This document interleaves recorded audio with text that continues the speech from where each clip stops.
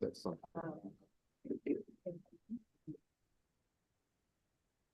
Also, if you want to share that on one of our plans. I have to, coming up, so probably sometime set another plan with our folks. Well, because it's about how we do our comments in our section. We'll go out there.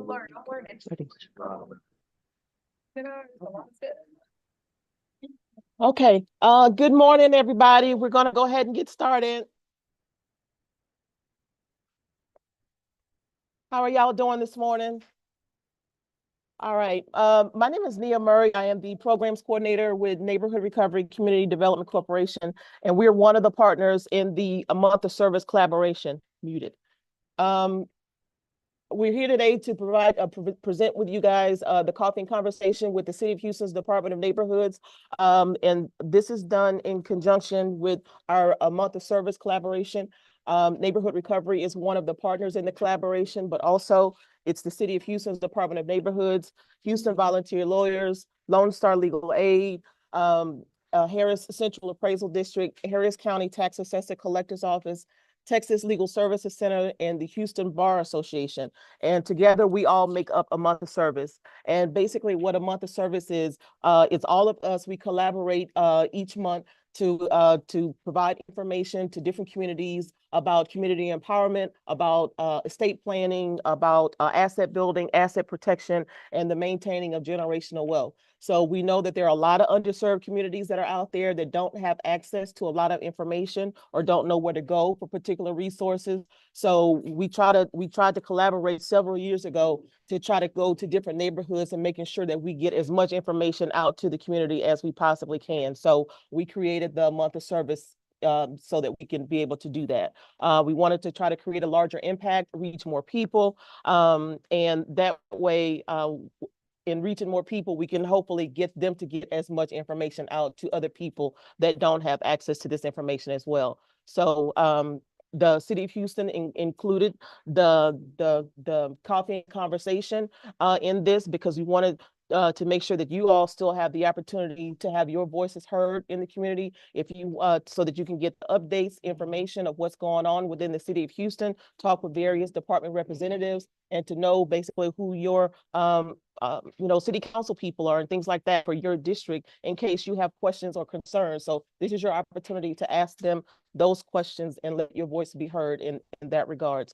But the collaboration itself offers a variety of different workshops each month. We used to be out in the public doing these workshops like for an entire month. And then we would go to a different neighborhood and then do the same workshops all over again. So that way we were kind of making our way all around the city. But of course, because of COVID, we had to adjust, adapt, and go to the virtual platform. But we're trying to slowly get back out there to make sure that folks like yourselves that may not necessarily have access to online or have that technical divide, that we can still provide you guys with the information and still reaching the people online. And in being online, we also are able to reach even more people that are outside the City of Houston, throughout Harris County, throughout the entire state of Texas even, that join in on our workshops and our information so that they can get the information as well. So we want to thank you guys for being here this morning and allowing us the opportunity to kind of come out and provide this information for you guys. So without further ado, let me say this. We are streaming live on our virtual platforms on YouTube as well as on Facebook. So whatever questions that it is that you guys do have, can you just make it as general as you possibly can? Do not give like your address and that information, because we don't want that getting out to the public and having everybody to have access to that information. So just try to keep your questions to be general. If you're joining us online, please feel free to type your question into the comments section or into the chat box, and we can make sure that your question gets addressed there as well. So again, thank you all for joining this morning. I'm going to turn it over to Rachel Gutierrez with the City of Houston's Department of Neighborhoods.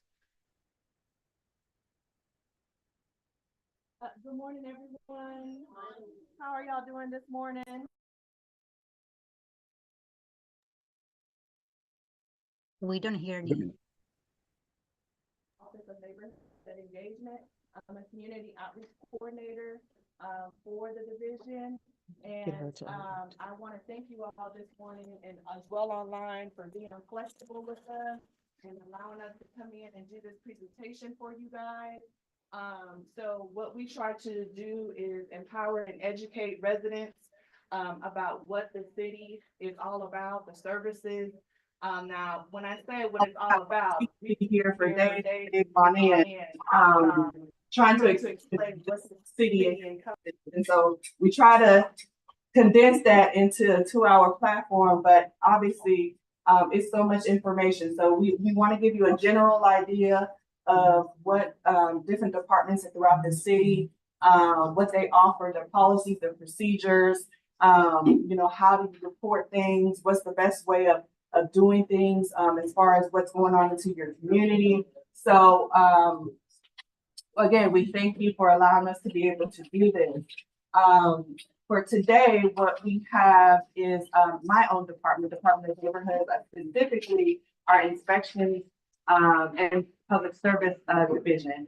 And a lot of you may have questions about things that you may see in your community as far as overgrown lots, abandoned buildings, enforcement, and things of that nature. So we want to give you a more in-depth insight of what that entails. And so I'm not the expert on that, but I did bring one of our experts in code enforcement there in IPS, and he will be doing a presentation today. Also, for those that are here in person, we have a representative from Houston Volunteer Lawyers. I know she passed out her flyers, but if you are interested to see if you're eligible for estate planning, a will, you can see if you qualify to receive a free will. And so that is a special service that we do within our partnership with the month of service with our legal aid agencies like Lone Star Legal Aid, Houston Volunteer Lawyer, Earl Carr Institute, Texas Legal Services Center. So that is a great opportunity for you guys to take advantage of. If not you, also those, your loved ones, those that, you know, your family members, your friends, let them know this opportunity because it's not trying to get a will on your own. You're going to pay hundreds and hundreds, even thousands of dollars. So please take advantage and speak to, if you have not already, speak to Yamalex. She's over there, and we can see if that is available to you. And so we host will clinics on a monthly basis. So your opportunity to be able to be seen and provide a good service, you have that opportunity because we host them on a monthly basis. But let's go ahead and get into our presentation for today. Again, I'm going to hand the floor to my colleague in Department of Neighborhoods, Mr. Brian Rice.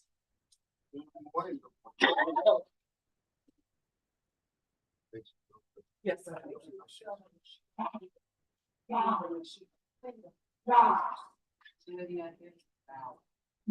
Okay, bear with us, everybody. This is all kind of new to us. We're trying to do the hybrid thing and in-person thing at the same time.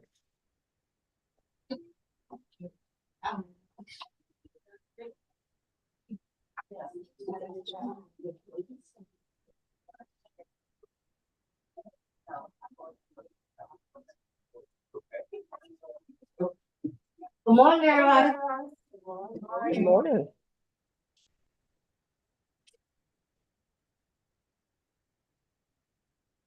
Okay.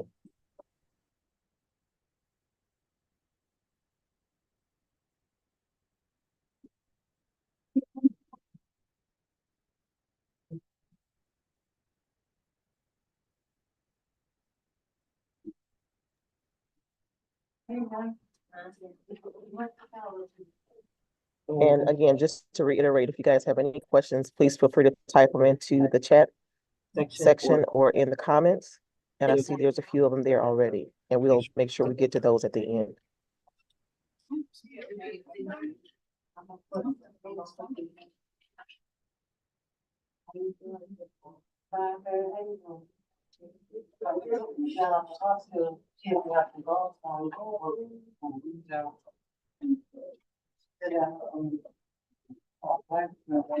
It's sharing, we can see it, you just can't see it on your screen. I can see it on this screen.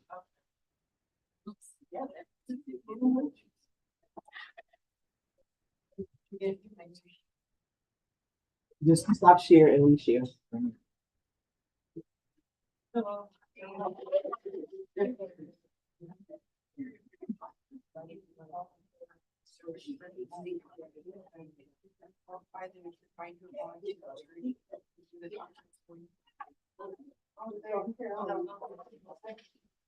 And to answer your question, Ms. Trevon, yes, any flyers that we distribute here today will be emailed to all of the participants that are online as well.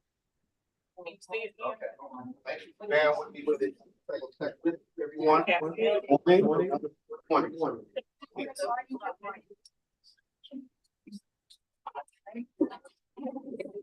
see it on yours? My name is Brian Rice. I'm with the City of Houston Department of Neighborhoods. I'm with the Inspection and Public Service Division. I'm actually part of the code enforcement staff of the Inspection and Public Service Division. I'm a code enforcement officer here in the city.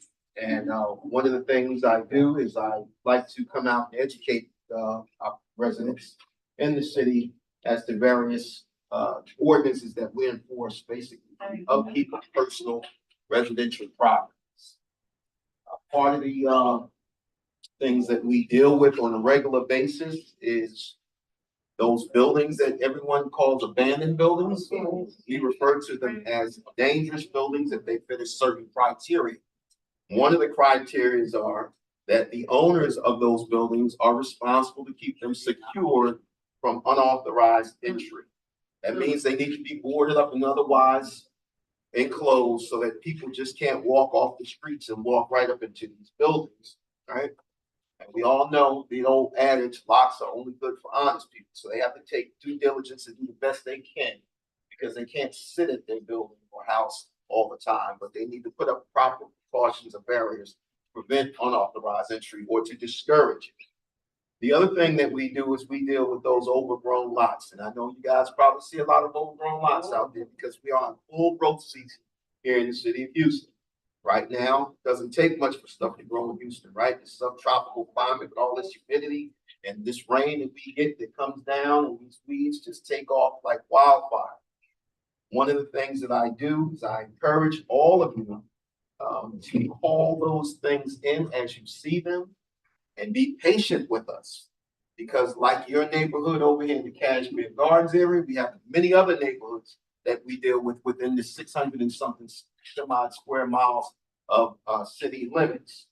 There's not an overwhelmingly large staff. We do our best to get out there and do what we can do, but we are responsive and we don't forget. So if you call in, we'll get to it. The other thing that we do handle as well is what we call inoperable motor vehicles. These are vehicles that are incapable of use for their intended purpose. Everyone here looks old enough to know that the intended purpose of a motor vehicle basically is to be a method of conveyance, to be able to drive, to be able to operate as under its own power. When we have those situations where they are inoperable on private property, and they are openly stored, meaning they're not in a garage, a shed, or some other type of building, that is a violation of the city ordinance. Those things need to be properly stored, made operable, or removed from the property. If a vehicle remains inoperable for more than 30 consecutive days, and it fits the criteria set by the state transportation code, means it's wrecked, dismantled, partially dismantled, or discarded, and has an expired registration and remains inoperable for a continuous 30 days, it can be subject to be removed from the property by towing and be destroyed by crushing. This is something that state law has given us provision to do, and we are moving forward with a more solid process than we've had previously to do that. Again, one of the other things that we deal with are substandard living conditions. For those residents who live in homes that they rent or lease from a landlord, It's showing. they have to maintain a minimum standard of housing. Means they can't have you living in a place where they have holes in the walls and in the ceilings, other utility standards that are subpar, like electrical wiring that's shorting out and otherwise not capable of sustaining loads. Also, plumbing. You're entitled to have a toilet. Some people don't have those in the city of Houston, but the owner of the property is responsible. In the Department of Neighborhoods Inspections and Public Service Division, we handle up to 2 living units. Anything above 2 living units, like an apartment, that goes to Public Works habitability. We handle those type of violations for anything less than 2 units, anything less than 3 units, I'm sorry. We also handle graffiti violations, called visual blight in city ordinance. We have a team of people who go out and deal with those things as well. So if you have those graffiti writing people in your areas, in your neighborhoods, whether they spray paint them on fences or structures or wherever they put it, again, 311 is the way that we receive that information. One of the other things that we deal with is just rubbish scattered about properties, along with the weeds. As per city ordinance, anything over 9 inches in height that is vegetation that is not being cultivated is considered to be a weed. I don't care what kind of grass you call it. If it's over 9 inches in the city of Houston, it is considered to be a weed. And we do send notices out to the owners. Again, one of our responsibilities primarily is to educate the public on how to maintain their properties. We're not the enforcement guys that come kick down people's fences and come onto their property. What we do is we send notices to these folks to let them know that their property is not being maintained in accordance with city ordinance, and they are becoming a problem in their neighborhoods. We work along with our neighbors in the neighborhoods. We expect them to call these things in if they see an issue with the property, and we'll address it from there. But one of the first steps we do is, again, to notify and try to educate people. Some people don't think there's anything wrong with their properties. I've seen some properties in very bad condition where people really believe there was nothing wrong. Some of it is a cultural thing. Some of it is just a lack of concern for their neighbors. If your property impacts your neighbors, then you're part of the problem. Again, the city will partner with anyone in the community to be part of the solution. And that's what we like to do. We send our code enforcement officers out. They speak with people. We knock on doors. We get information from people when they call in these service requests, and we deal with the property owners accordingly. All right. One of the other things that we do that is very not well known is when we have these storms or other catastrophic events within the city. We have a team, again, of our inspection staff who go out and we basically do damage assessments, what they call damage assessments. We've done it not so much with Borough, because Borough was such a big event that we didn't have a difficulty getting a declaration, a disaster declaration. But in situations similar to, I don't know if you guys remember the Milda a few years back, it was a bad flooding situation in the Milda. But we send people out and we do damage assessments, and this information is shared with state and federal agencies like FEMA, so that we can get these disaster declarations from the elected officials to get up to Washington so we can get some money down here to help us out. Harvey was one of them as well. And there have been other situations where we've had more localized things occur. That the red show that we had a few weeks ago or a few months ago now, it's been, that was another one where we actually had to go out and do some assessments of areas to get funds in, get funds released from the federal government. So that's a little known thing that people don't know that the Department of Neighborhoods Inspections and Public Service handles. I apologize for the lack of presentation, but I'm trying to keep this as focused on me at this point as possible. Y'all just keep listening to me talk, and we ain't gonna worry about presentation as much. I'm gonna try to give you some information to just better inform you as to what we actually do out here. So some of you guys may be familiar with those yellow placards or signs, people call them. You may see those things. They call violation notices. Part of our state responsibility under the Health and Safety Code of the state of Texas, we have to notify owners to give them an opportunity to correct their property, right? Get their property in order, to take the necessary corrective action. The one thing that's, if you want to say my thorn in the side that I don't appreciate when I go into neighborhoods as the code enforcement officer, I see people out there like yourselves out there pushing lawnmowers, cutting weeds and everything. And then you have a property down the street that's overgrown and out of control, and no one seems to do anything about it. That bothers me. I think back to my dad, who always cut his grass. I'm not originally from here, but we had grass where I'm from. And my dad would be out there every week making sure that his property was good. And he maintained his property because he had a pride. And one of those things he instilled in me is to take pride in your property.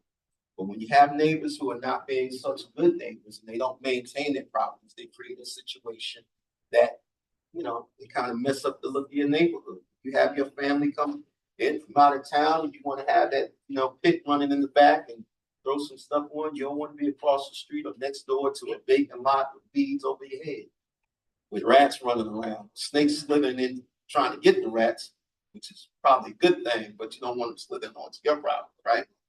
So part of that is being mindful that you're not ratting on anyone when you call those things. And what you're trying to do is get us to get involved and work with your neighbors to get their property together so that they can contribute to the neighborhood and beautify the area. And of course, property values are affected by that. And just the general comfort level. When you come home, you want to be able to sit and enjoy your property. You don't want to be next to somebody's junk car that's been sitting there for 3 years. You don't want to be next to somebody's graffiti painted, vacant house, or the vacant house is open where everybody's coming in and out of it and doing whatever, right? So we want to know about those issues. If you guys don't know, 311 is how we get everything done here in the city of Houston, just about. But again, I encourage you to be patient with them. As a department, in this particular division, my division is one of 5. Rachel with Office of Neighborhood Engagement. With IPS, we have 3 other divisions as well. But we again are the code enforcement officer and of course support staff. But it's not a lot of us, y'all. I'm just gonna say that it's not a lot of us. There's a lot of work. We're one of the highest service request divisions of a department in the city of Houston. So that the work does not stop coming in. It comes in regularly, and we do our best to address it. And we have to prioritize. So you can imagine, if it's next to you, of course, it's a #1 priority. I understand it. But ideally, we need to handle things as they come in and deal with them first in, first out type of situation. So we can't always jump to yours. But I do encourage you, if you do report something via 311, to keep the number that they give you. They give you something called a service request number when you report these things. As they are reported, keep track of that number. Don't just say they got the number. Write it down. Ask them to repeat it. These 311 operators are pretty good being on the phone with you. Every time I call, they're always busy. Just joking, but they will take their time. Keep track of that number, and don't become upset if the number appears to be shut down. Oftentimes, when people report things via 311, they are closed because another department picks it up. So they may be routed to a different department. Initially, it may be something that you believe that the department deals with, and they'll send you back that it's been routed and such. But when we go out and assess the situation, we say, hey, this is not something we deal with. Like I've gotten service requests for broken sidewalks. We don't deal with that. Public Works Engineering deals with broken sidewalks. We've gotten stuff for weeds on proposed streets or these streets that end in, it's not really a piece of parcel land, but it would be the continuation of streets, and they're often overgrown.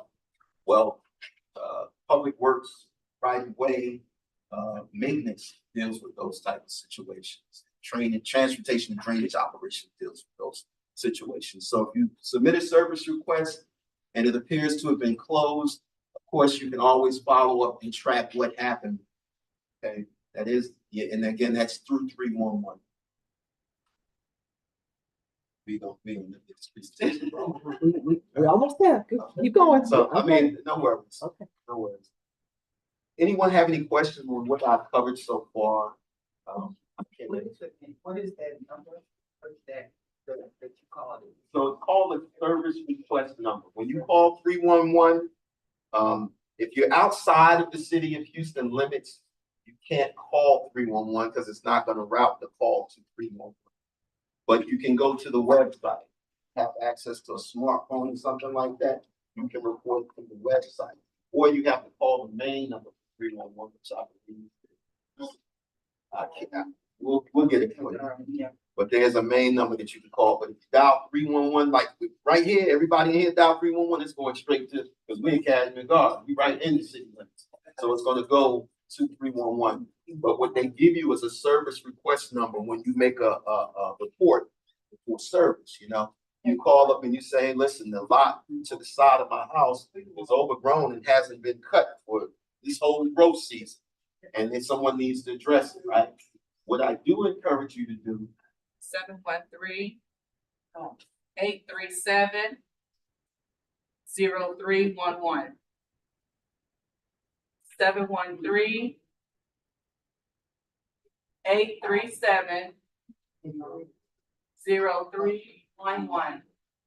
and again, that's when you're outside of city limits. You might be somewhere else. You might, hey, you know what? I'm in Dallas today.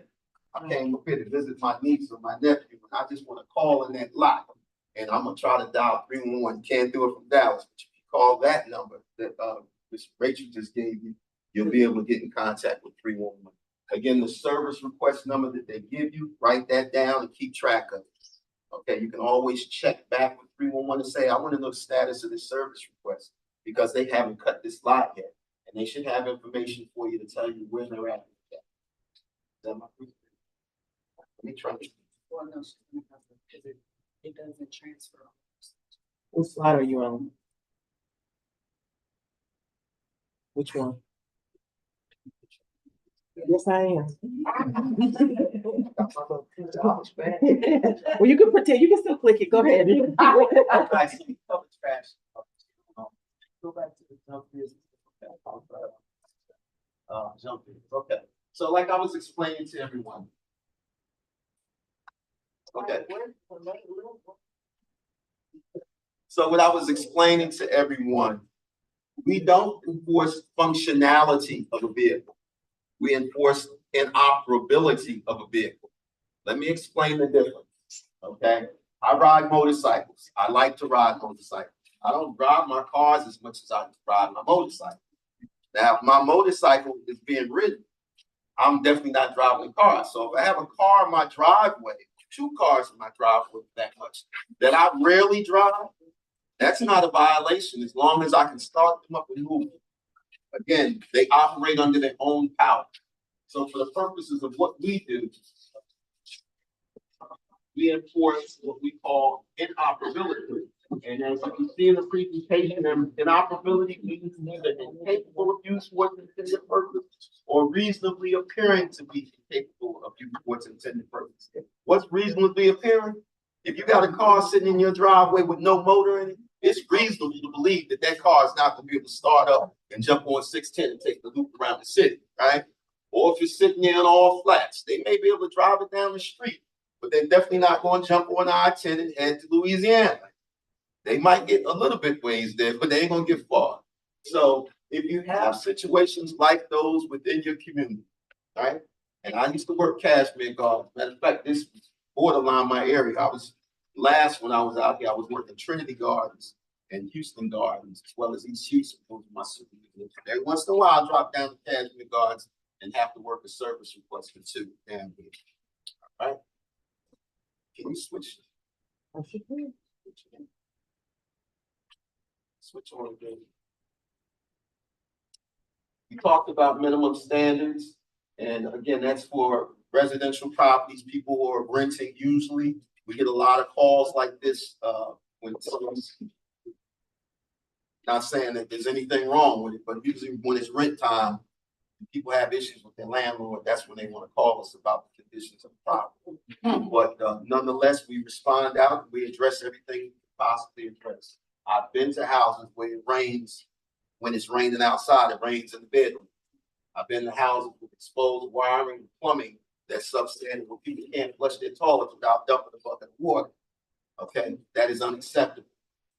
Can we switch again? We'll run through this because I don't want to take up all the time. Oh, that was only for vendors? So If you own your home and you have a problem, the problem is on you. Right. But if you have a tenant and they call us, the minimum standard is your responsibility. Right. Again, another minimum standard is infestation of insects. I had roaches and they were renting a garage apartment and had roaches all over the place. And the owner wasn't taking any steps to get it exterminated.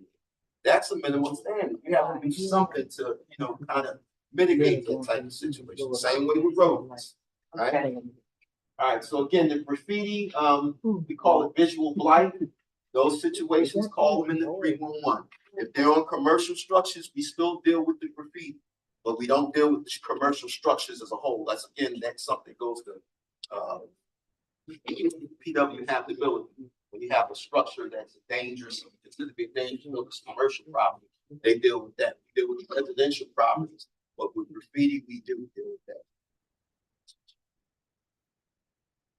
Okay, stagnant water is one that we deal with. As you guys can imagine, stagnant water is an issue because of mosquitoes. Mosquitoes are a vector for blood-borne pathogens. They suck blood, they go put a little bit of blood in you when they sting you. So what you want to do is you want to report those situations where people have these buckets and containers all around their property that are collecting water, old tires that are collecting water. In this case, like the illustration shows here, wheelbarrows that are collecting water. They have to take steps to either empty those things out and get rid of them. Now, if you have situations with pools, swimming pools that is, those issues are usually for stagnant water. We refer those over to the health department. They enforce Chapter 43, which is for aquatic structures and for pools. Okay, but stagnant water on other levels we tend to deal with in our division. All right. All right, this is a little known thing. Again, this is a violation. People don't understand it. Open excavations and things protruding from the ground. We usually have these in situations where people don't continue a construction project and they have rebar and stuff sticking out the ground, or PVC, or they have holes that have not been filled. In some cases, some people may have wells out here that have not been filled. Those are dangers. Those are hazards to your area. Those are things that we also enforce and should be mindful of. Discharging raw sewage. This is another one that we deal with. This is considered to be a sense of urgency. When we see these clean outs, they call them, where people's houses get clogged up, well, sewage, like water, takes the path of least resistance, and those clean outs are those paths of least resistance. So that stuff's going to end up spewing out onto their lawn or your backyard or a common space you share. Call that in, because we can deal with that on the IPS area, and we can also have a referral to the health department to have two departments working on the same issue. Broken fences and accessory structures. That's also something we deal with. This is a minimum standard violation. Unlike our nuisance violations, like our weeds, junk cars, and dangerous buildings, these are minimum standards, meaning that we don't abate these. We don't take corrective action on these, but we do issue citations. Again, like everything else, with the exception of something that is an emergency, meaning that it's an imminent danger to someone's life, we have to give the owners of these properties the opportunity to take care of these issues before we move and take action, such as citation. You have to let them, you have to give them a chance to take care of it. The whole idea is we educate people, they do what they're supposed to do. We come back, they corrected the issue, and we say, have a nice day. Thank you for being a good neighbor and not letting our city get harmed. Yes, ma'am. Right now, since the storm called.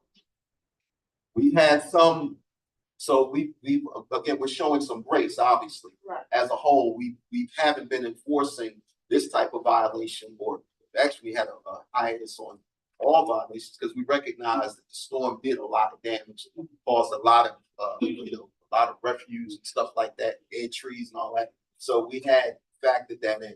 We are a compassionate department. We are the people's department. So we do try to show some grace. Right. Yeah, some people are waiting on insurance, so those things will not, charge in full. We coming to give you a ticket. No, that's not. Right. Okay, so again, circling back to dangerous buildings, I kind of talked about this. I'm going to touch on it a bit more.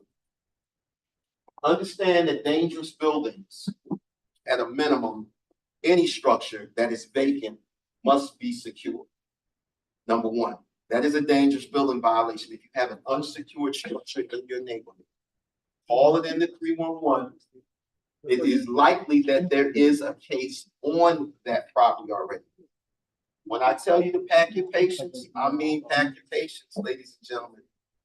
We cannot take action so aggressive that we overcome and overrun the laws of the state of Texas when it comes to these structures. There is a lengthy due process that has to occur per Texas law before we can take corrective action. Corrective action for a dangerous building that is truly dangerous structurally is we tear it down. The city of Houston does tear down buildings, okay? But what you have to understand is that we have to go through due process. Again, Texas is a state that is very firm on people's property. You just can't go in and say, okay, we're going to tear it down. Even though you don't live in it and haven't lived in it since grandparents, right? But we have to go through certain steps with hearings and legal reviews, title searches, and so forth before we can take action. So if you have that building or one of them like this in your neighborhood, be patient with us because there is a process. Again, you can always call 311 to find out where it is. You can call our department directly. You guys don't have the number for IPS. I'll give it to you now. Go for the department. It's going to be 832-394-0600.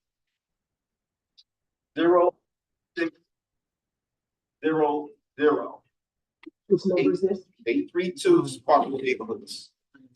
832-940-600.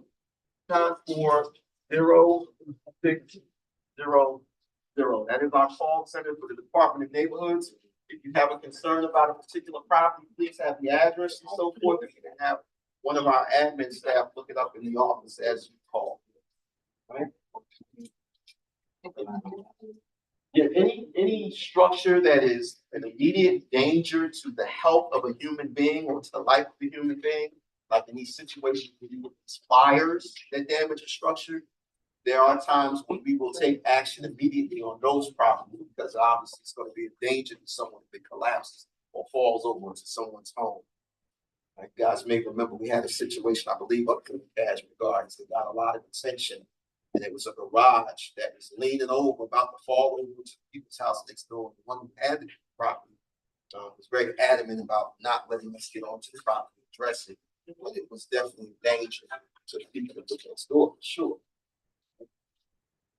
I have Alright. a question Yes, ma'am. about, you say call 311 for the dangerous children. What if you have a gate around it and they're saying that they don't control the gate, the property? And they say they don't have a number for the people who manage it. And there's a property owner that means they don't have a number for that.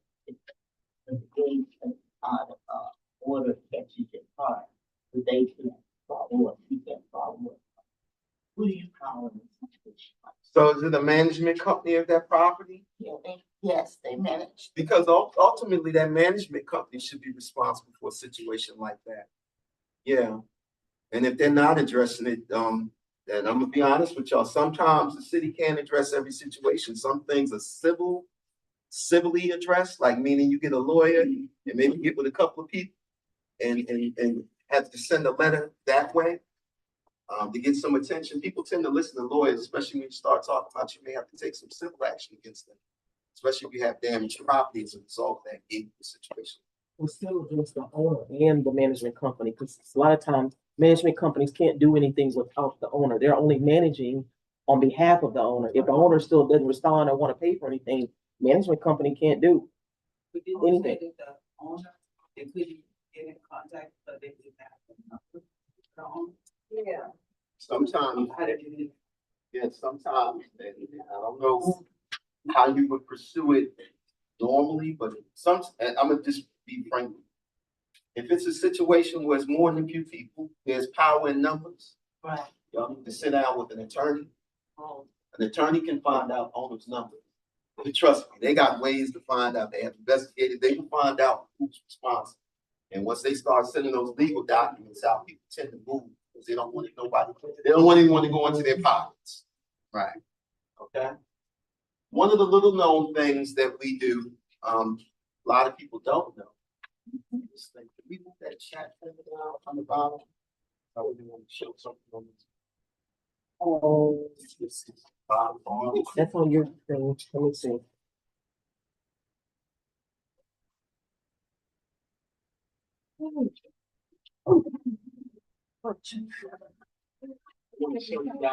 So one of the things we do is bandit sign removal. Our division has a team of people that are specifically dedicated to the removal of bandit signs. Bandit signs are basically signs that include political, real estate, garage sales, other types of signs that you see on the easements. You see them attached to utility poles. You see them all over the place. They are illegal. They are against state law. They've actually increased the penalty in state law for the placement of these signs. It's not just a problem here in Houston. It is a problem throughout the country. Where I'm from the Northeast. They do bandit signs up there too, right? And you see them all over the place. Well, we have a team of folks that remove bandit signs. In fiscal year 2023, our bandit sign team removed over 60,000 signs and issued 728 citations. In fiscal year 2024, which we're in, or just came out of, our bandit sign team removed 62,233 signs and issued 623 citations. Can anybody guess, just offhand, how many people you think we have on our bandit sign team? 15, you say? Somebody else give me a number. 20? Okay. Bingo. We have 6 people. Young lady right here got it. We have 6 people on our bandit sign team that remove on a regular over 60,000 signs like fiscal year in the city of Houston. So out of those 6 people, how many people you think write all those citations? Those 6 people you say, what say you, ma'am? I say 2. Say 1. I give it to you, young lady. 2 people. 2 people in the bandit sign team have written over 740 citations in fiscal year 2023 and issued 623 tickets in fiscal year 2024. So like I said, it's not a lot of us, y'all, but we work. I know. We earn our money. Taking pictures of the sign and where it's gonna be. Right. And then you snap it down on the pole or wherever. Right. Unfortunately, these people who put this stuff up make a lot of money from this. The reason they call them bandit signs because they're free advertising. They're really not free. They put them on public property. That's the problem. So as soon as we tear them down, they put them back up. Okay. But we have people out there who are actively engaged in taking care of these bandit signs. And there are only 6 people, 2 write tickets. Someone wants to know what's the penalty for the bandit sign? That I would have to get back to them with because I don't have that right now with me. I do know that it is a significant fine and the fine is per sign. Wow. Okay, so if you have someone putting out multiple of the same signs, like we buy diabetic test strips, you see those all over the place, or we buy junk cars, those type of things. Our bandit sign team, especially a team lead, is very diligent in finding out who these people are and writing them citations. If I had to guesstimate, I would say it's at least $200 per sign. Okay, but that would be a guesstimation. Okay. Okay. Rodent harborage conditions. This is a problem within the city. See a guy like that? Yeah. So property owners are responsible to provide some type of abatement situation for rodents, right? One of the things, and there are multiple ordinances that cover rodent harborage. We got ordinances about how you store animal feed. We have ordinances about taking things off the ground at least 18 inches. We have ordinances about applying some type of poison to take care of rodents. So this is a thing that is also, again, a reportable thing that we deal with here in the city of Houston Department of Neighborhoods. You can go ahead. Those things have to learn though. Oh, yeah, they are smart. If y'all don't know, well, they use the rats. So again, yeah, the rats, I don't know, y'all, well, everybody here old enough to remember Willard.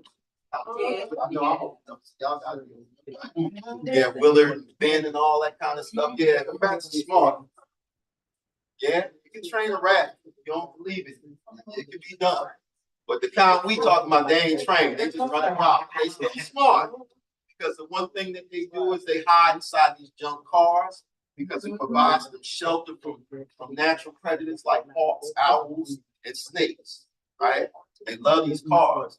They love stuff that's on the ground, like plywood and tree waste and stuff, because they burrow up underneath those things.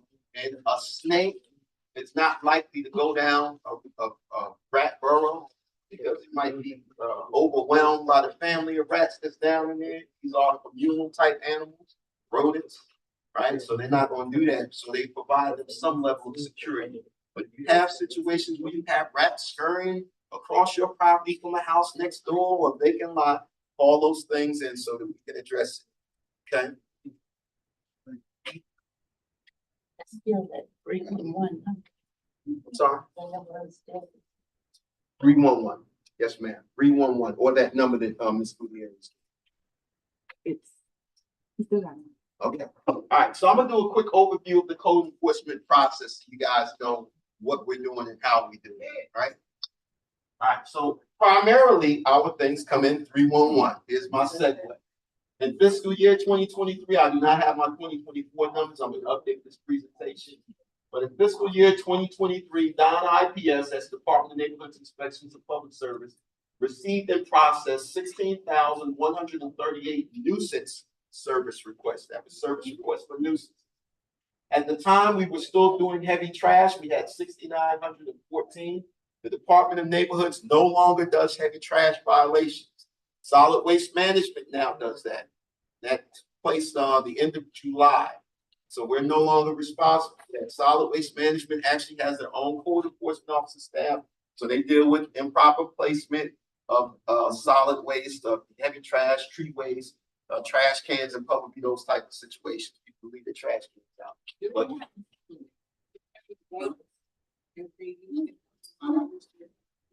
so as far as the schedule has not changed, the way you can check on your schedule as well, 311. 311 can tell you the exact dates and when to put your stuff out so you don't go out too early and you don't leave it out if they missed you. Okay, if you get missed for a collection, especially now with Borough, they're still picking up stuff. And from what I understand, I was just on a forum down in District K about from the solid waste young man was telling us they made as of August 31st, I believe that everyone should have at least one sweep for the borough pickup stuff, right? And then they'll be moving forward from there. But if you have been missed a collection of your regular heavy trash collection, make sure you contact 311. They don't know it. Drivers may see it, but they're not calling and saying you missed this. They need you to call it in so they can get you on the list and make sure they pick your stuff up. Okay. Again, in fiscal year 2023, we handled 874 dangerous building service requests for that fiscal year. And then we had 6,315 other types of service requests. God knows what those were, but we get a lot of stuff. And we send people out to all the provinces. So a total of 30,239 service requests were received via 311 by the Department of Neighborhoods Inspections and Public Service.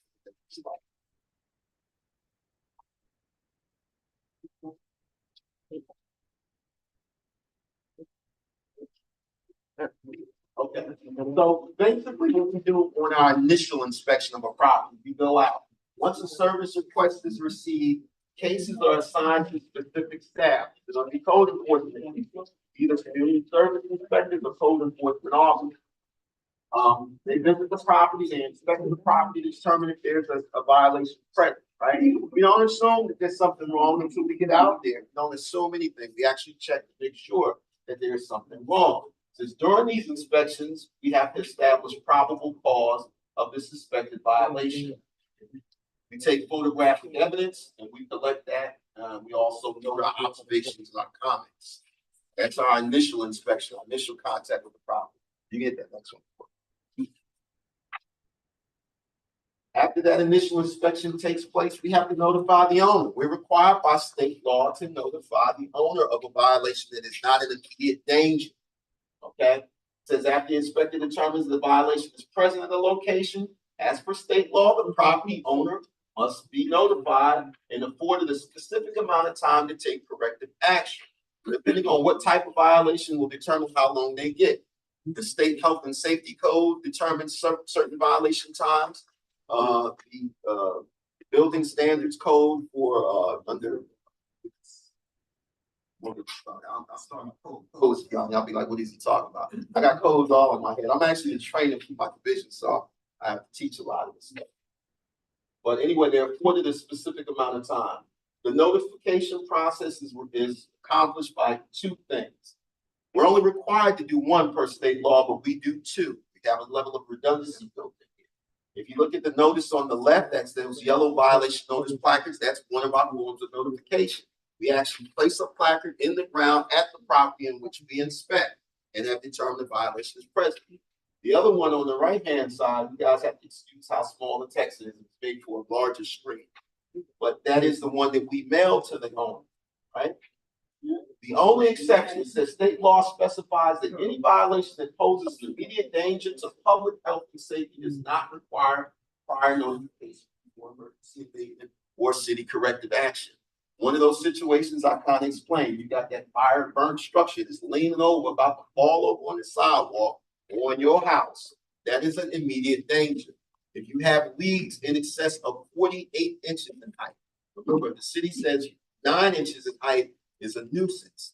Over 48 inches in height is considered to be an immediate danger to anyone in the vicinity thereof. So if you have weeds over 4 feet and you call those in, we can go out and we can mow that property and then notify the people that we've already taken corrective action because the state has determined that those weeds are dangerous. Obviously, fire hazards and all other kinds of things that come with weeds that high. All right. So in those situations, we mow them down before we notify. Did she send you that message directly? Because I don't see it on there. Point later on, we're going to have what we call a check back inspection, following the allotted time by state law for only compliance. The check back inspection of the property conducted. At that point, an inspector will determine if the violation remains. If they haven't taken corrective action, when we go back, then if the property is not in compliance, a citation may be issued. Moreover, if the violations qualify, they meet the criteria, we may have to take corrective action as the city, which we call abatement. We move forward with the process to take care of it for the owner, since they have not taken care of themselves in the time that they have been afforded, and they haven't communicated with us in most cases that they have done anything. That's when the city will move forward. Just to be mindful, enforcement of penalties. I have chapter, I gotta update this as well. Chapter 10 is what we enforce primarily. Chapter 39, that was that solid waste stuff. We don't do that anymore. That's heavy trash violations. In any event, all of these type of violations are categorized as Class C misdemeanors. That means they are criminal offenses here in the state of Texas. When we write these tickets, they are criminal offenses. With that said, we're responsible to follow certain due process for criminal offenses, right? So they have the same rules of evidence as other criminal matters. Although no one has murdered anyone by letting their weeds grow, we still have to follow the same process as someone who has broken the law, a criminal law, against murder. So, however, unlike other criminal offenses, Class C misdemeanors do not hold jail time as punitive damage to or punitive response. They're strictly bonds. Don't put people in jail, right? However, if you miss court, that's something different. The judge can issue a warrant for your arrest if you miss court for failure to appear. They will lock you up for that.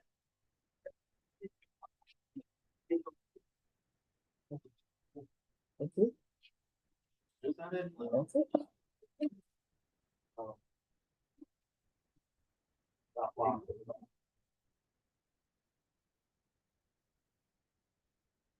This is, I must have blocked those other ones out with this presentation. All right. Do you have any questions? There is some, go ahead. Any questions? Yes, ma'am.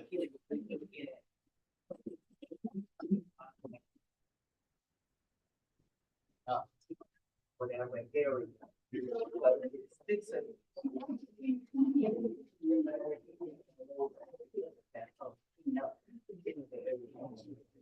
More than one, area.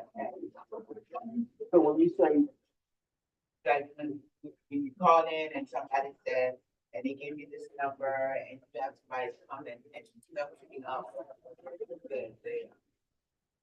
the area that you she put up the ad, picking up the thing, I'm talking about in the vacant lot. I use your department, have other permits a lot of things, and to help clean that up. And more than one area. Okay. So to answer the immediate question, Can you repeat? we take corrective action as a city. Brian, Can you repeat the question so the people online can hear what? So the question was, how do we get, basically, how we get these properties taken care of, how we get them abated, or how we get them corrected? How they get here, So, or clean up. right, so one way that we do it is we have contractors. We have our own staff do it, but we had to kind of transition to contractors, because it just wasn't fiscally responsible. So we have contractors that we assign work and they go out and they clean and cut these properties, right? But there also is situations, and Rachel may be able to share a little bit more about this with you, that we have a volunteer initiative through the Department of Neighborhoods. It's not necessarily through our division. I think it's the Office of Neighborhood Engagement. Volunteer initiative to take care of properties. And they basically, what they do is they get volunteer organizations that will come out and assist you with getting your properties taken care of if you need help. And that is something that is available through the department. Rachel will probably have a number, or you can call the main number that I gave you, they can refer you. But the way how we deal with situations is we have a contractor to come out. This is when we've done everything we can to send notice, we send citations. They haven't still taken care of the property. Next thing we're gonna show up there with the guy, brush hog, and weed whacker. We're gonna mow that thing down, cut it clean. Now, the repercussion is, this is taxpayer money, right? This ain't our money. I'm not putting my money into the pot. This is taxpayer money. Therefore, we need to recover that money. Once we take corrective action, whether it's an emergency corrective action, like I explained with those high weeds over 40 inches, or a building that has been destroyed, the city will take out a lien against that property to recover those taxpayer funds back. The onus on the person responsible is the owner of the property. So once we take out a lien against the property that we take corrective action, we have to do everything we can to ensure that we did what we could to self-correct, take on the corrective action. A lien is taken out against the property, and that lien is called.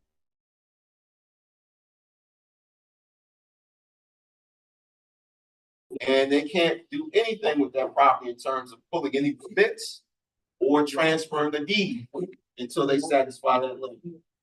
We often have people showing up at our office down in 601 Sawyer trying to get lien releases and pay this money so that they can get these things situated.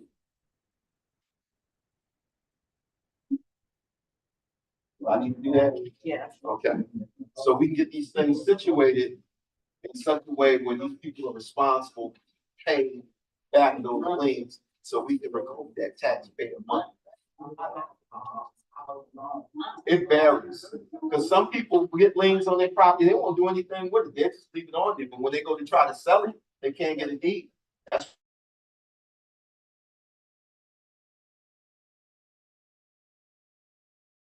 when they come down, they want to take care of the lien. It's just, to me, like I said, Rachel has more information on that than I do, because that's actually what division. But as far as how we do it, we take the corrective action with contracts. Any other questions? There were some online, so I want to make sure everybody else gets their questions before I get to these. All right. But other questions? Okay. We go back to the beginning. When we experience disasters, can the city push for organizations like FEMA to set up designated dates and times at various multi-service centers to help residents with filling out applications?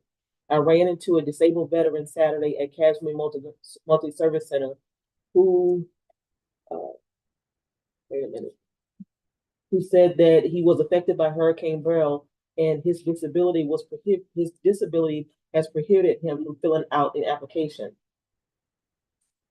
So one of the things that type of question, I would encourage that person to touch base with their elected official. When you say the city to push something, those elected officials have relationships with FEMA and federal officials as well, who they can contact and kind of push FEMA. The city as a whole, we can't really, tell FEMA what to do. It's a federal agency. We're a municipal agency here in the city, but those elected officials have networks and abilities to contact officials directly in FEMA. Again, elected representatives from the Congress, as well as your state level elected officials, as well as your local elected officials like your city council people and the mayor. Those are contacts that you would want to get in touch with to get those type of actions moved. In most cases, they are empathetic already. They know there's a need, so they're making those connections and communicating. But again, you want to stay connected with your elected officials. I will say also, the city will push out information of where FEMA is located. They were at several multi-service centers. They might not have been at all multi-service centers, and also some other community centers that are not specifically city community centers. But we will push out information on Facebook, Facebook. You can also contact your local like here at Cashmere or your local community center to ask where's the closest one near you.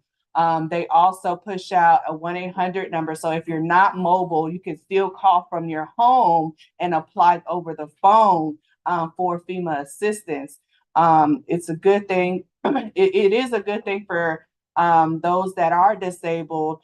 If you do have family or friends that this is the time where you lean on each other. And so having and seeing if they can assist those that have different mobility capacity, hearing, or whatever it have you, to lean on those individuals to help you apply for the assistance. I know we were pushing out on our website, on our Facebook, on different platforms where FEMA was going to be at around the city.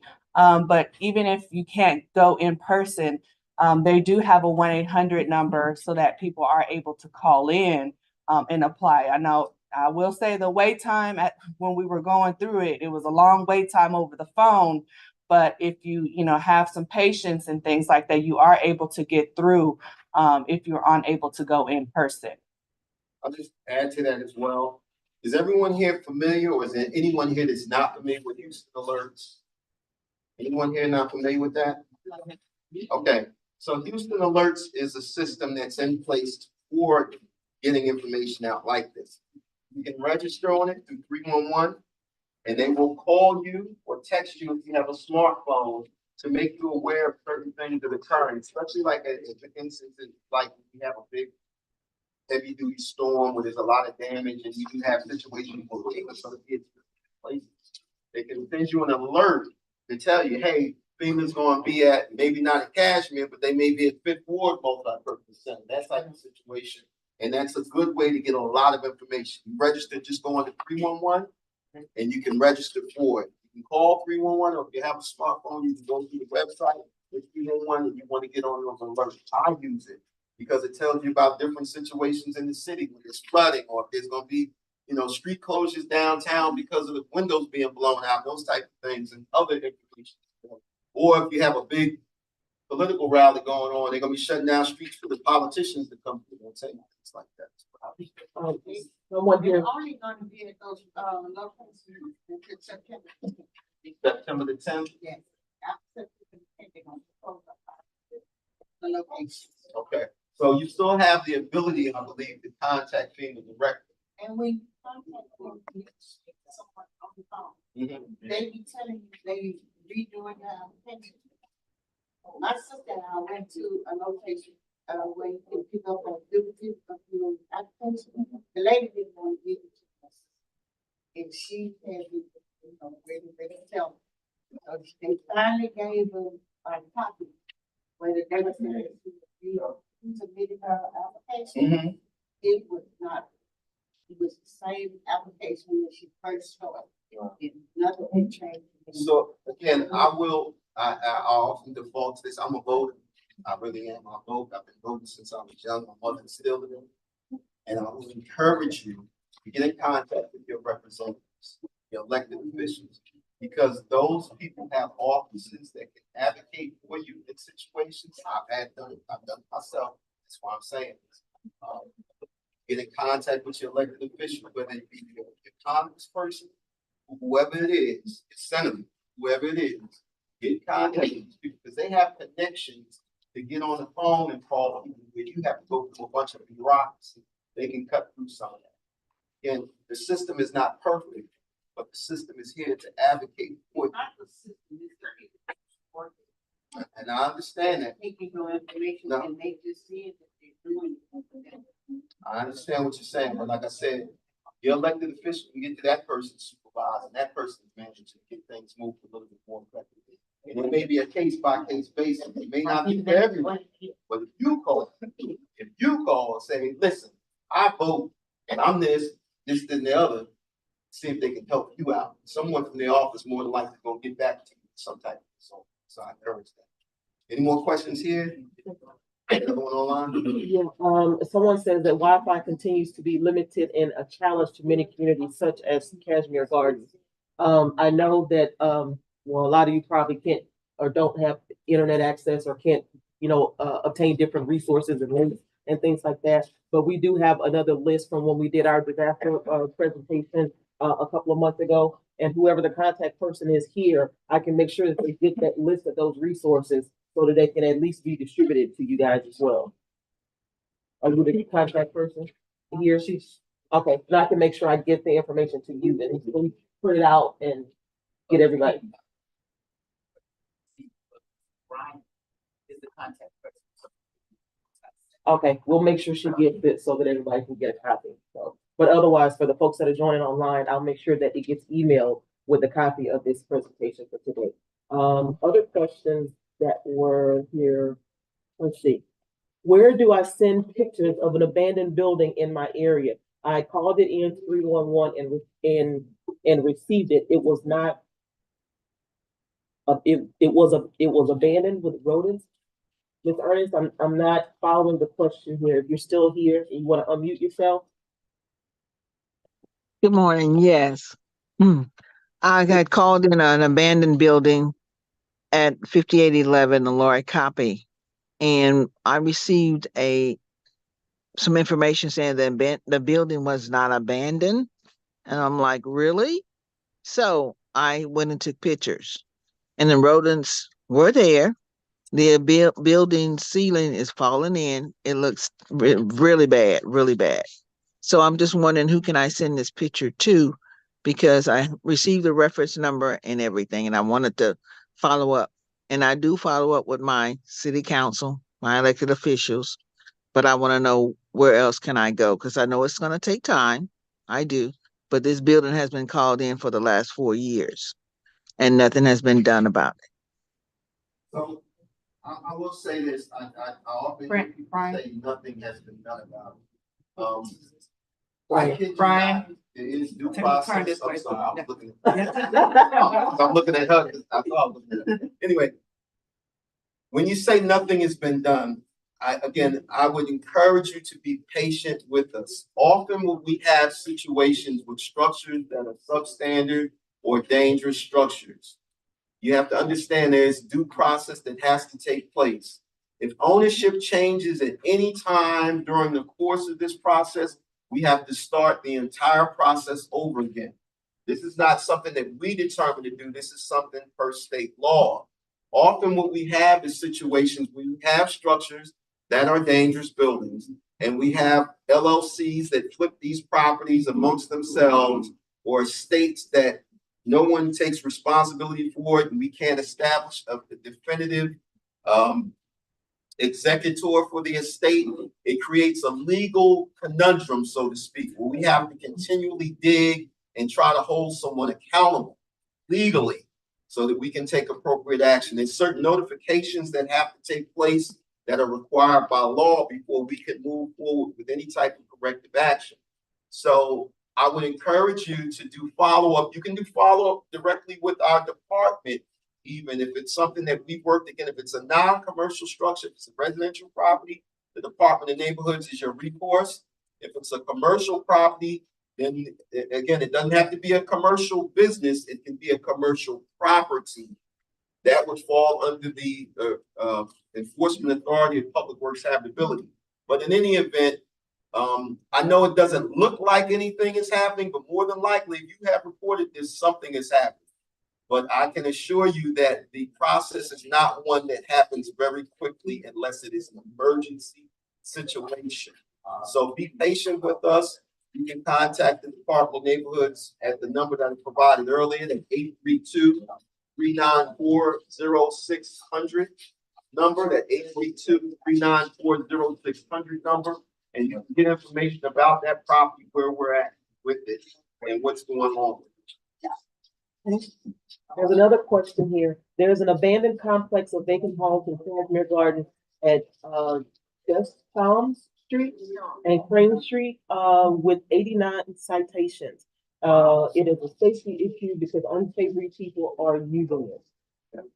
But if that's the property that I believe it is, I think that's a commercial property, and that's a public works issue. They would have to be in contact with public works about that property.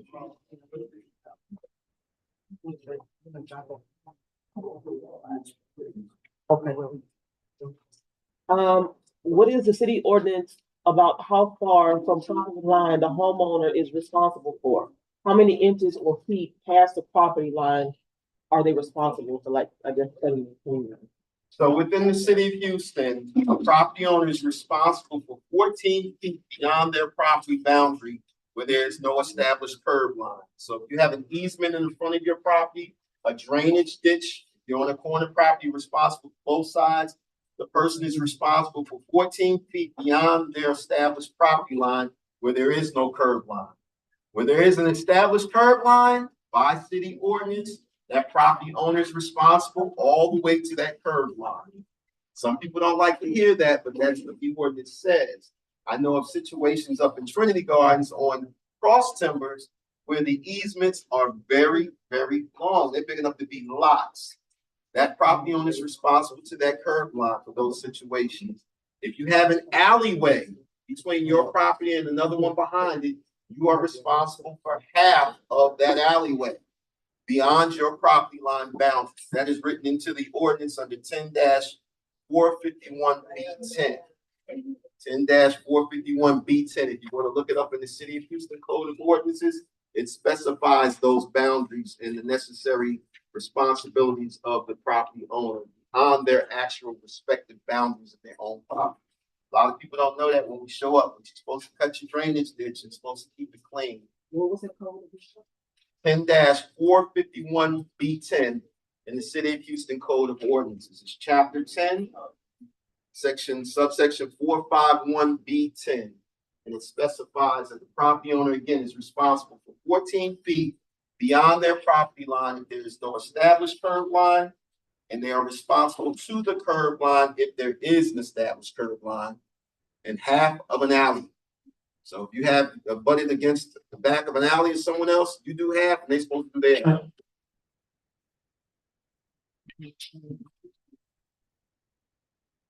Responding to that one. I'm going down the list here.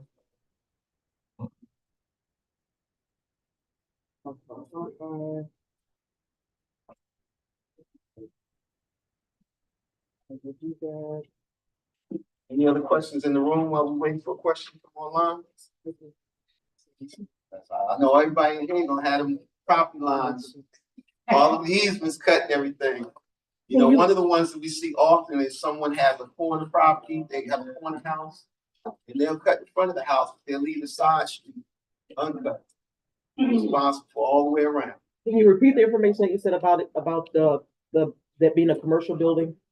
So if it's a commercial structure or commercial property that falls under the responsibility of Public Works Habitability, we do not do commercial structures. Okay, Department of Neighborhoods does not do commercial structures or rental, multi-family rental properties. So if they have more than 3 units, that's habitability. So we don't do apartments. Public Works Habitability is responsible. And like I said, that one property that I believe that the woman had mentioned, or whoever mentioned, that particular group of houses is one parcel and has multiple structures. Anything beyond 2 structures on that property on one piece of land that falls to Public Works Habitability. They only do up to 2 structures in the division inspections of public service. There was another question that was emailed to me prior to, how do you submit for speed zone signs in your community? So that's something that has to be done. That's I think that's through is it through 311? No, they have to go through permitting to apply for, it, Yeah, that's something that has to be done through permitting. 1002 Washington Permitting Center, we have to submit that through them. That's not something that we do through Department of Neighborhoods. Public Works. Same way with people ask for the speed bumps. I think you have to contact your council person for those.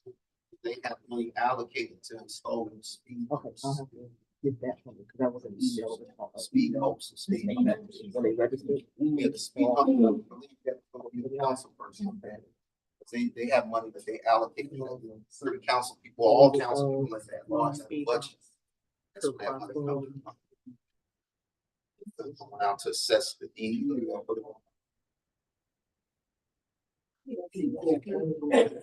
Speak on power lines, because we had tree limbs on our power lines and we were told to call center.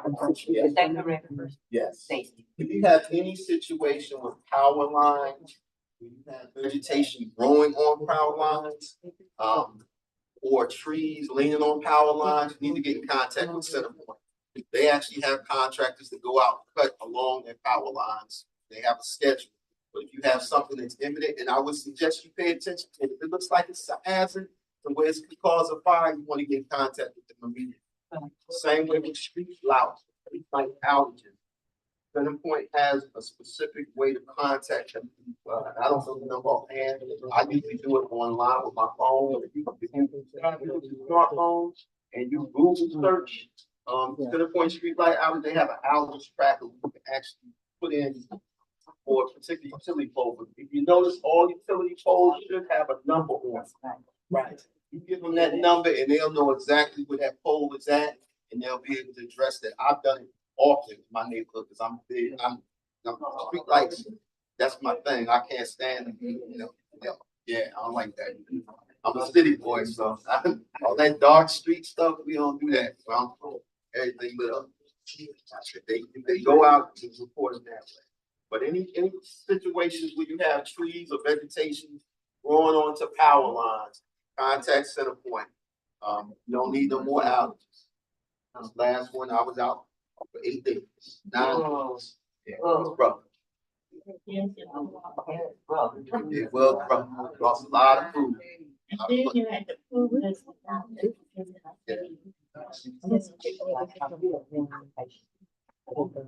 But it still don't give the money. Anybody else have a question in here for me? Something that I can answer?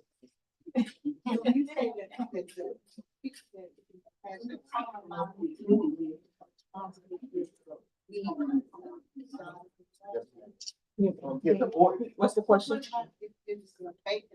What's the question? She was asking about the responsibility behind the property.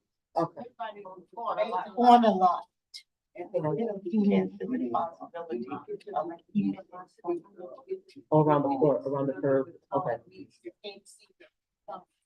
So ideally, and I know it's difficult with vacant lots, but ideally, when you report any type of property that's overgrown, an address is necessary. Or your best estimation of what the address is. Ideally, if we have someone who actually sits in there and they try to find his address. But if you have an address on your street and you can reference that particular property from that address, like 2 blocks over or something like that from, 7510 Liberty or something like that, and you got 2 blocks over, that is ideal. What I would recommend, this is my recommendation to you, if you're calling in anything to 311, please don't be anonymous.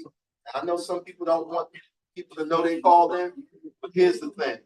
When we have inspectors go out to properties and we don't have any information to contact anyone and we can't find what you're talking about, we can't do anything with it. But we have a phone number, I'll call you. You'll get a call from me if I'm in the field. I'll call you up and say, Miss such and such.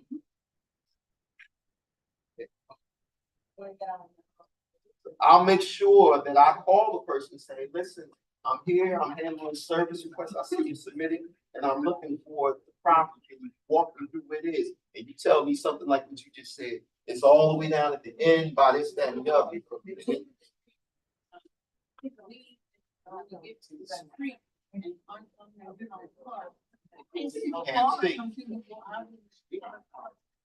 Get a good address.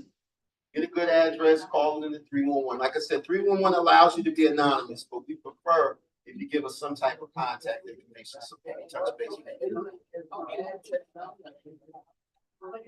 What's the house before you get to the Yeah. Tell us the house. So when you call stuff in too, I want y'all to keep in mind, the way we work properties, it's how we face the property. Okay? So the left facing the house is the left. The right facing the house is the right. Some people report things in from their house. This is my right and that's my left. That's not how we work. We work from the street facing the property. So if you report that vacant lot, and you have, like I said, if you have 6800 Lockwood, and you tell me it's the vacant lot on the right side of it's facing 6800 Lockwood to the right. Okay, that's the way we do it. So when you report those things, please do it that way. It helps us locate the properties because again, there's no shortage of work, and we can't spend a half hour riding around looking for something. We can't find it, and if it's not immediately known, like I'm going into some I'm going down some areas. I'm like, man, I didn't even know it was a street back here. I mean, seriously, I've been all over the city of Houston since I've been working for Houston. And you'd be surprised, some of these little nooks and crannies when you find stuff, and you like, you think this is the address. We have a property right, matter of fact, it's a property right in Lockwood. I think it's right there by 6, no, it's further up by Kelly. And the property is actually not on Lockwood, it's actually on the side street. That's the back of the property. So if you have good information, you can kind of give it to us, or you can give us a phone number where we can call you. I'm staying on the phone while I ride looking for it. Now, I ain't gonna be on handheld phones, that's what's approved, right? So I can put it down on speaker while I'm driving, right? So y'all don't tell them. But I'll be listening to when you're telling me, you can walk me to or guide me to the property, then I know how to work it. Because once we get to the property, we have methods to determine the actual address, right? We got HCAD, parcel, essentially crazy different parts of it. We have maps in our application we use. Okay, it's another thing I want to. Yes, ma'am. My name is. He keeps his car. Okay. In the back of his house, all the Okay. all the back of the front. 3 cars, they can do it. What do you do? Can you repeat from the street? Brian, can you repeat the question? So the question was, her neighbor has stuff in the backyard that's a violation. She believes to be a violation. Tires and some inoperable vehicles, correct? Okay. Truck and car.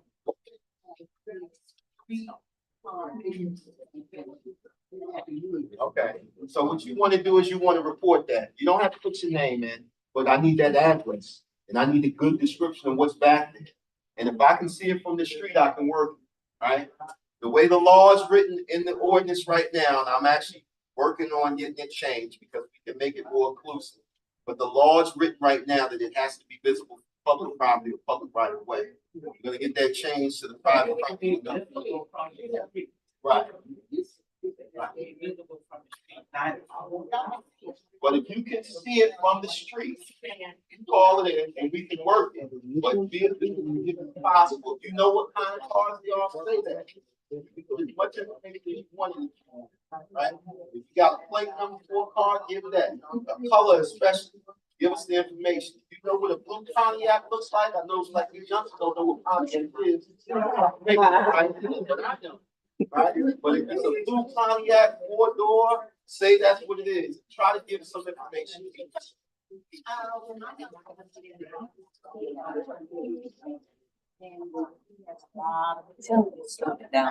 Yeah. Right.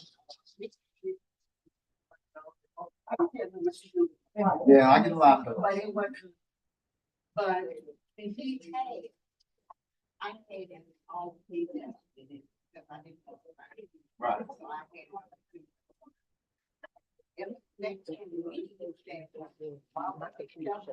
You have to report it.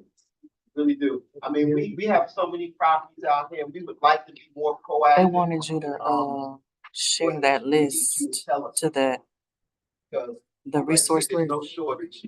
There was somebody that asked to share the resource list. We all over the place. But let us know what you got. We can work to get it resolved. Okay, we know what it is. And like I said, if you have a smartphone, you can go and put it. It's very easy to do. It's not difficult to do. There's a service request portal. You go in there, you put as much information as you want. The city here that still have a program that assists homeowners and small business. Put it in there and be as descriptive as possible. Because remember, me as an inspector in the field, when I go out into the field, if I don't have any information, it's difficult for me to locate the issue. But if I got a lot of information, it's hard for me not to see it. You tell me between the blue house and the gray house, you know, like I said, 6900 Hillcrest and something else, and I'm looking, I'm like, oh yeah, I see the car. I get a photo of it, I document what it is, move forward to send them a notice, let them know. Matter of fact, the inspectors are supposed to be doing is going up and knocking on the door and speaking with the resident. We don't just leave signs and send notices. We go up and talk to them. And I kind of try to find out, hey, what's going on in the car right there? You know, you gonna do something with those? We have 2 more questions and then we'll wrap up. Okay. It's in here. Yeah. There is a resident in my neighborhood who has a utility building that is deteriorating. Is it a dangerous building? So if it's a utility building, when we talk like a shed, is it a shed? Is that what? Ms. Gerlach, can you come off mute and clarify? Yes, it's like a utility building. The roof is falling in. It has a covered roof, but it's falling in, and it's in the backyard. So depending on what type of structure it is, when the inspector goes out and actually puts their eyes on it, there's a different ordinance, set of ordinances when dealing with accessory structures. It's almost the same ordinance, but practically it is the same ordinance that deals with the fences and stuff that are structurally unsound and not in good condition. But if it is deemed as a building, it'll be worked as a dangerous building. But if it's a utility building, like what I'm getting at, if it's like a shed or like a carport that's set apart, those are dealt with as accessory structures. But there are violations for those as well. Let's see. Does the city of Houston, go ahead, Ms. Gerlach. So whom do I call? 311? Yes, ma'am. Call 311. I encourage all of you, when you call 311, don't try to determine what department that it goes to. 311 is responsible for routing these things. They have a whole criteria on what the information they're going to ask you questions about, and they should be able to route it to the correct department based off of the information you provide. Does the city of Houston still have the program that assists seniors in small repairs in their homes? We can follow up on you with that. That usually, if it's a senior that they have a hard name. The area Harris County Area Agency on Aging. Yes, the Harris County Area Agency on Aging AAA, yes. I know they, at one point, they were, doing, home repairs. I don't know how far caught up they are on that, if there's still a waiting list. Oh, okay, people are saying,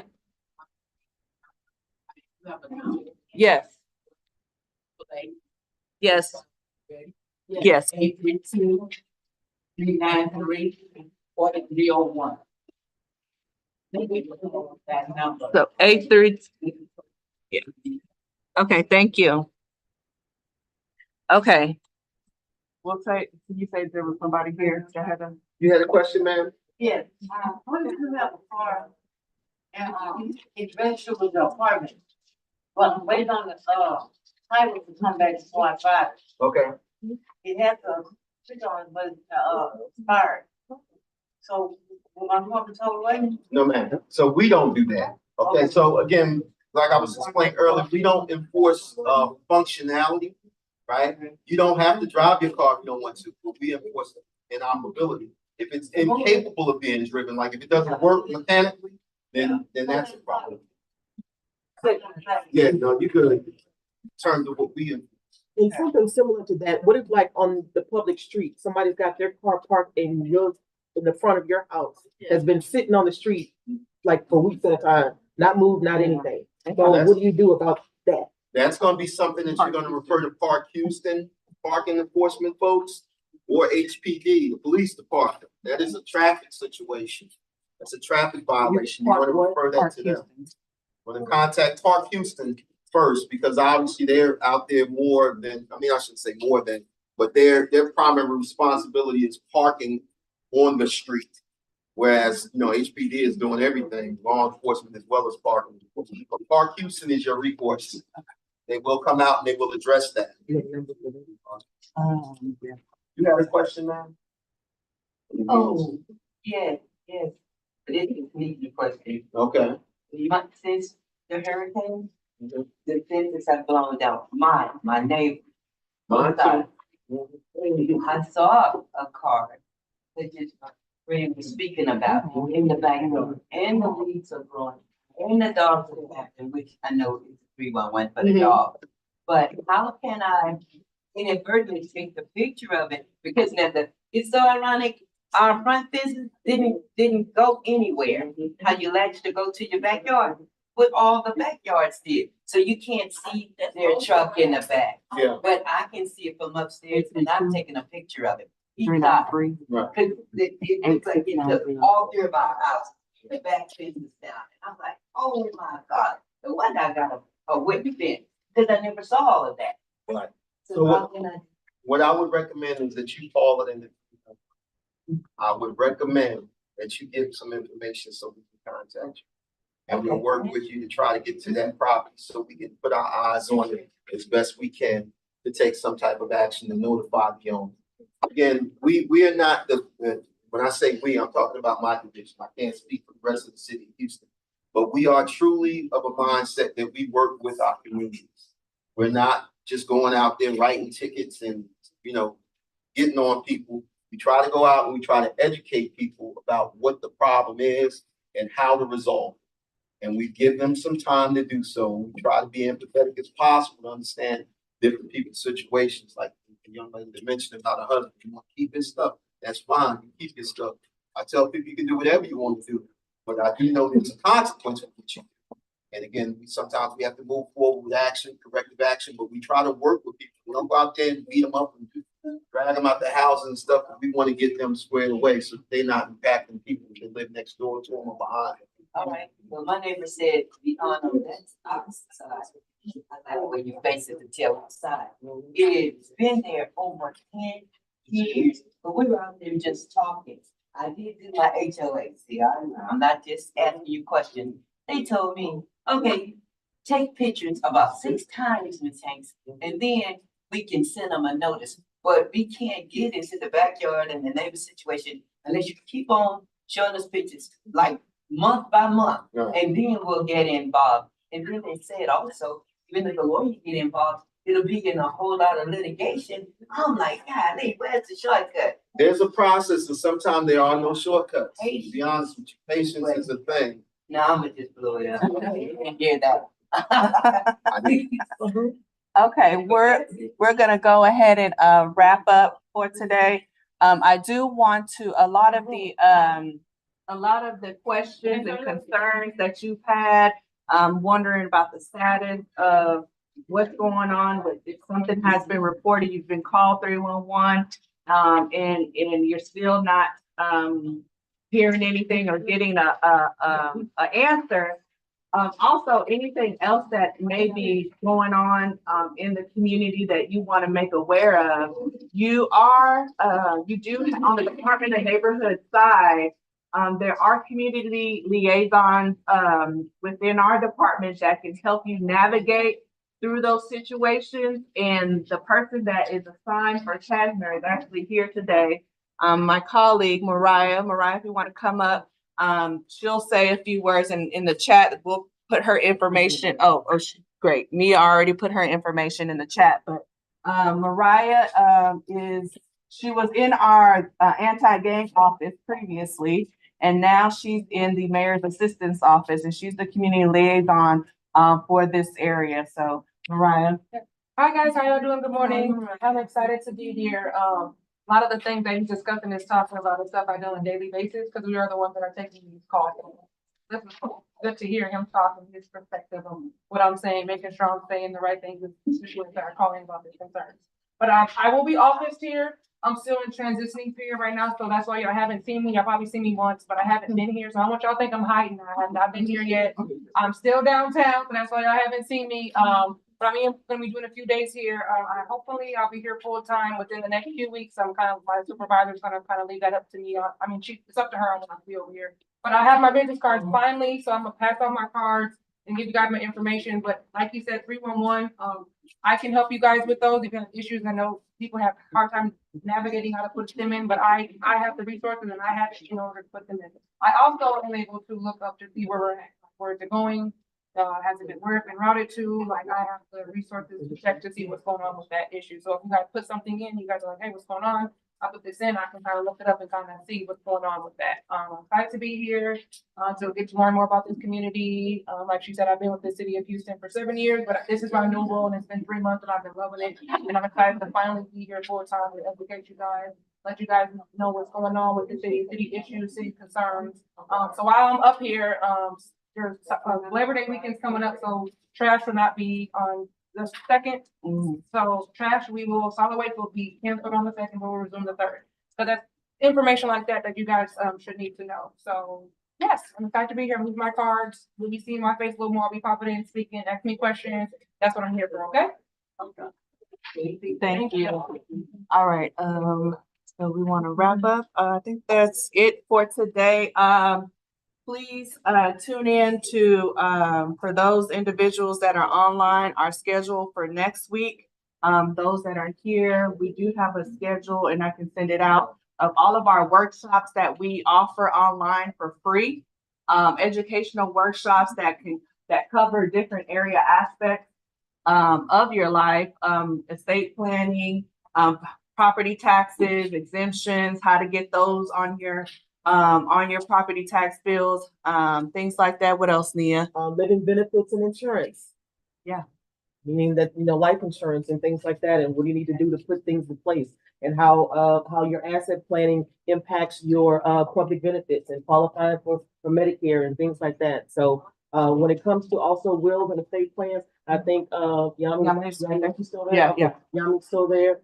Do not automatically assume that you guys cannot qualify for that service. Do not assume that you don't have anything. Nobody wants nothing. Everybody has an estate. You own something that somebody's going to be fighting over or need access to or something, and you need to put it in writing to make sure that your stuff is handled like it's supposed to be handled, because you don't want your stuff caught up in probate where nobody can identify who an owner is of a property because you've been passed on years and years and years, and now you've got somebody staying in your house that doesn't necessarily own it, can't qualify for various home repair services because the house is still in somebody else's name that passed on 5-10 years ago. So all of that stuff actually matters. You gotta hang on to that generational wealth as long as you possibly can. You, your parents, your grandparents worked hard for what it is that they have. Please keep it in your family. Don't lose it. And if you don't want it, go through the proper channels to sell it and or do whatever it is that you need to do with it, so that it just doesn't get lost. So make sure you come back and go and talk with Yami about seeing about qualifying for a free will and estate plan. So it is very critical. It's very crucial, and it's free. Yes. It's free. All right, well, we thank everybody for tuning in. And we will see you tomorrow. We'll be at Sunnyside. Sunnyside, tomorrow. Tomorrow, Yeah. talking about the property taxes and exemptions that people still don't take advantage of, homestead exemption, over 65 senior exemptions. What's the difference between that and deferrals for your property taxes? If you owe property taxes, making payment arrangements, all of that kind of stuff is gonna be discussed tomorrow. It'll be like we're doing right here today. We'll be online and in person at that location as well. So we'll make sure that that information gets out to you guys. But thank y'all very much for allowing us the opportunity to come in and speak with you guys today. If y'all have any questions, I'll leave my contact information with Rachel and with Mariah. If y'all have any questions about any workshops that we don't currently offer, or if it's something else that you need, that you know that's important for your neighborhood, your community, let us know so that we can come out and do these kinds of presentations for you guys. So, All right. we hope y'all have a wonderful day. All right, thank you. So